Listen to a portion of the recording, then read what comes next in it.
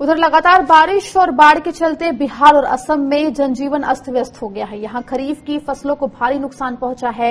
ऐसे में किसानों को होने वाले नुकसान की भरपाई का सवाल गहराता जा रहा है। देखिए ये रिपोर्ट। क्या इंसान, क्या जानवर। खेत खलिहान से लेकर रिहायशी इलाकों तक हर तरफ पानी ही पानी। ये तस्वीरें हैं बिहार और असम की, जो लगातार बारिश और बाढ़ से जूझ रहे हैं।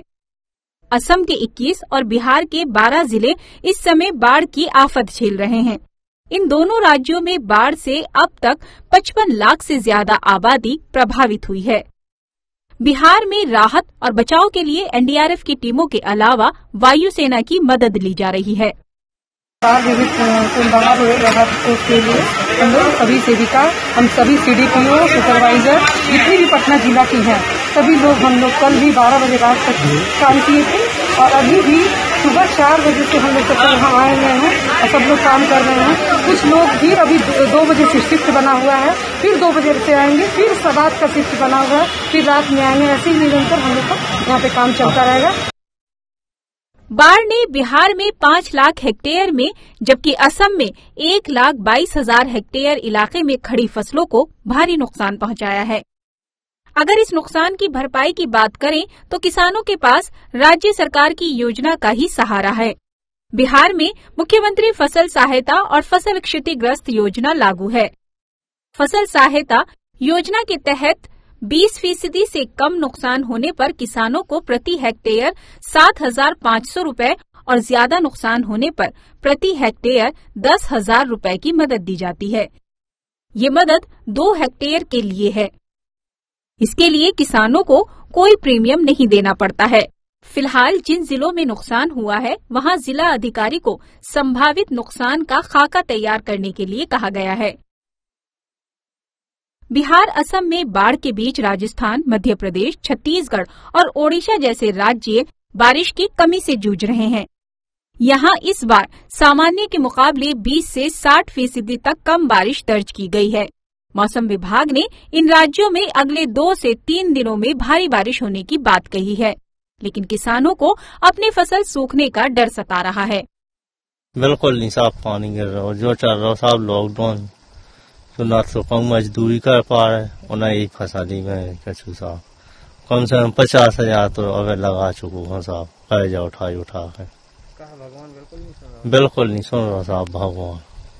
अच्छा, बादल हो रही का? बादल तो होता सो साहब, ऐसी गड़गड़ा कर चली जात बात। कब से नहीं गिरो पानी? कम से कम 1.5 महीना हो चाहो साहब। बिल्कुल न मजदूरी लगा था, वो जो लोग देन लगो सोना मालकी के माँ का मजदूरी धतूरी लगा था, वो सभी फसल सूख गई।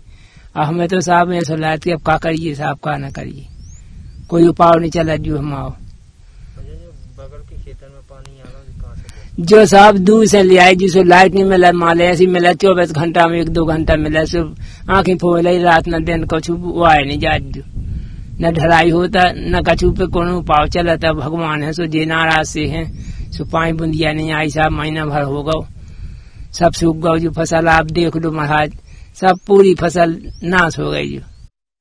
किसानों के सामने बारिश, बाढ़ और सूखे जैसी आपदाओं से फसलों को बचाने की चुनौती है, लेकिन जिस तरह से फसल बीमा योजना स्वैच्छिक होने के बाद से किसान इससे दूरी बना रहे हैं, उसमें ये सवाल लगातार गहराता जा रहा है कि आखिर इस नुकसान की भरपाई कैसे हो पाएगी। Bureau report, Swaraj express. बात करने के लिए हमारे साथ जुड़ गए हैं बिहार के कृषि मंत्री प्रेम कुमार जी। प्रेम कुमार जी, आपका स्वागत है किसान बुलेटिन में। सबसे पहले आपसे जानना चाहूंगी कि जो नुकसान यहां किसानों को हुआ है बाढ़ से, उसकी भरपाई के लिए बिहार सरकार क्या प्लान लेकर आ रही है? कैसे इन किसानों के नुकसान की भरपाई की जाएगी? अभी हम बताना चाहेंगे आप सबों को, उत्तर बिहार के दरभंगा प्रमंडल, कोसी प्रमंडल और तिरहुत प्रमंडल के अधिकांश प्रखंडों में अत्याधिक वर्षापात के जल जमाव की स्थिति तथा नदियों में तूफान के कारण, बाढ़ उत्पन्न होने के कारण धान तथा अन्य खरीफ फसलों को नुकसान हुआ है। हमने अभी जिला कृषि पदाधिकारी को आदेश दिया है, हमने लगभग 3 दिन पहले वीडियो कॉन्फ्रेंसिंग करके उत्तर बिहार के सभी जिला कृषि पदाधिकारी को फसलों के नुकसान का प्राथमिक आकलन करा लिया गया है। निर्देश दिया हमने है उसी सभी प्रखंडों तथा पंचायतों जहाँ बाढ़ की स्थिति भयावह है और फसल क्षति का आकलन पुनः करा लिया जाए तथा पानी उतरने के बाद फसलों की वास्तविक क्षति से संबंधित प्रतिवेदन जिला पदाधिकारी के माध्यम से विभाग को उपलब्ध कराया जाए।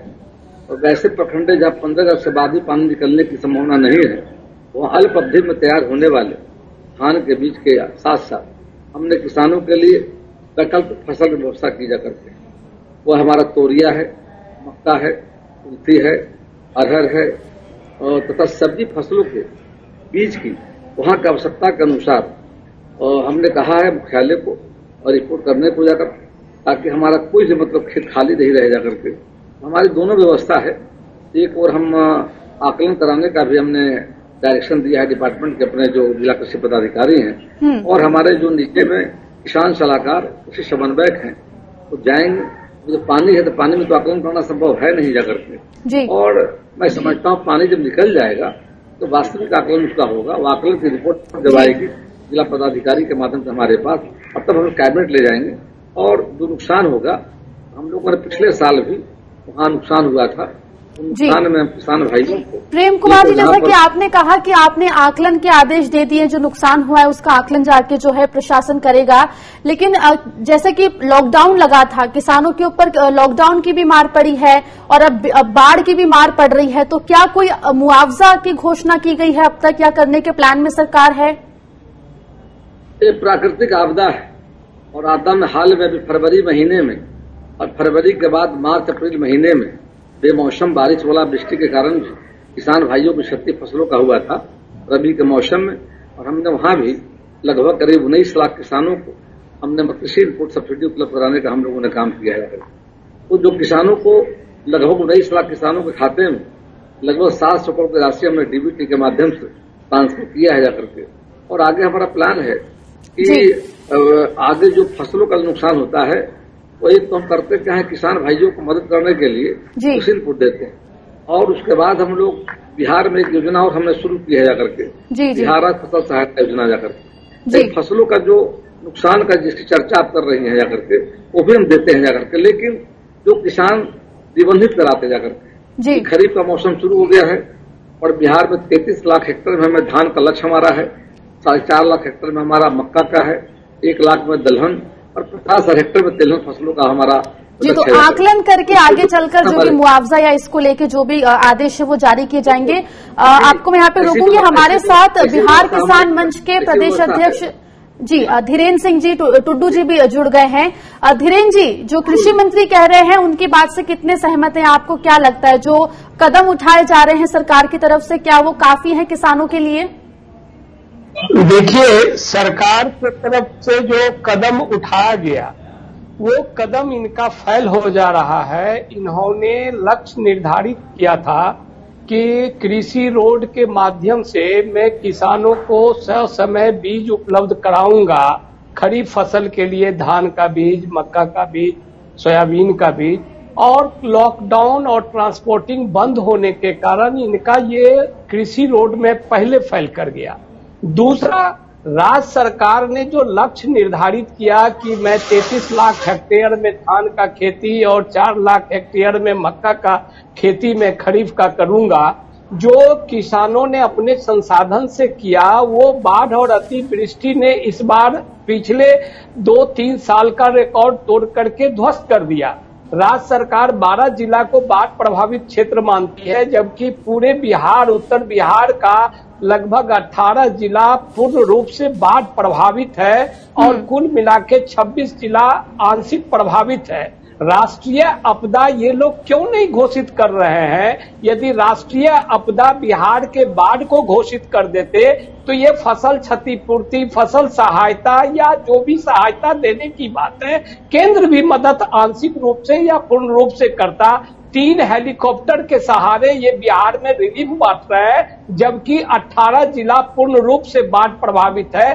प्रेगनेंस में महिलाएं हैं, उनका इलाज नहीं हो पा रहा है। दूर दहात के स्थिति यह है कि कोई देखने वाला नहीं है। कोरोना के वजह से कोई सर्वे नहीं कर रहा है, प्लॉट पर कोई नहीं जा रहा है, यातायात का सुविधा नहीं है, नाव नहीं तो ये सब तमाम जो आपकी डिमांड्स हैं, तो यहाँ पर प्रेम कुमार जी, धीरेन्द्र जी यही कह रहे हैं कि राष्ट्रीय आपदा घोषित की जाए। हर साल बिहार में जो बाढ़ आती है उससे नुकसान किसानों को होता है और जो कदम सरकार उठाती है वो पूरे नहीं होते हैं। नहीं, मैं मेरी बात सुन लीजिए, उनकी बातों को सुन लिया हमने जी। उन्होंने जो कहा है, अभी उत्तर बिहार के इनका डिमांड है, लोकतंत्र में डिमांड करना अच्छी बात जाकर के, ये सरकार अपने मापदंड से चलती है जाकर, नियमों से चलती जाकर के, और आपदा का एक गाइडलाइन जाकर के उसको हम फॉलो करते हैं। और अभी चर्चा कर रहे थे, अभी हम लोगों ने बिहार बीज निगम के द्वारा 5 लाख किसानों को अनुदानित दर पर ऑनलाइन हम लोगों ने और बीज की आपूर्ति कराने का काम किया है। और पहली बार बिहार में हम लोगों ने होम डिलीवरी देने का काम किया है। और जिन क्षेत्रों में बाढ़ आ गया है तो निश्चित तौर पर वहां पर हमारे जिला स्तर पर, जिला पदाधिकारी के स्तर पर लगातार कम्युनिटी किचन सेंटर चलाया जा रहा है। जो बाढ़ फंसे लोग थे, ऐसे लाखों लोग को निकाल कर लाया गया है और बाढ़ पीड़ितों के खाते में 6,000 की राशि भी जाना शुरू हो गई जाकर के है। तो हमारी सरकार के द्वारा पिछले वर्ष 20 वर्ष में जाकर के बाढ़ग्रस्त जिलों में सरकार का पूरा प्रयास जाकर के है। किसान भाइयों का जो फसलों का नुकसान हो रहा है उसका नियम है कि सरकारी चीज है तो उसको आकलन कराया जाएगा। आकलन कराने के बाद ही हम लोग उनको मदद करेंगे। कहा तो हाल में 2020 की मैं बात कर रहा हूँ, बेमौसम बारिश, ओलावृष्टि के कारण किसानों की क्षति हुई थी। 19 लाख किसानों के खाते में 700 करोड़ की राशि डीबीटी के माध्यम से किसान भाइयों को सहायता पहुंचाने का काम किया। तो प्रेम कुमार जी, आपका ये कहना है कि आकलन किया जा रहा है और आगे चल के कहीं ना कहीं जो है जो किसान है, जो उनको नुकसान हुआ है उसकी भरपाई यहाँ पे की जाएगी। हालांकि धीरेन्द्र जी का कहना है कि जो भी कदम सरकार उठा रही है या पूर्व में उठा है वो उस तरह से व्यापक रूप से वो नुकसान की भरपाई नहीं कर पाए। बहुत बहुत शुक्रिया आप दोनों का हमसे जुड़ने के लिए और बात करने के लिए।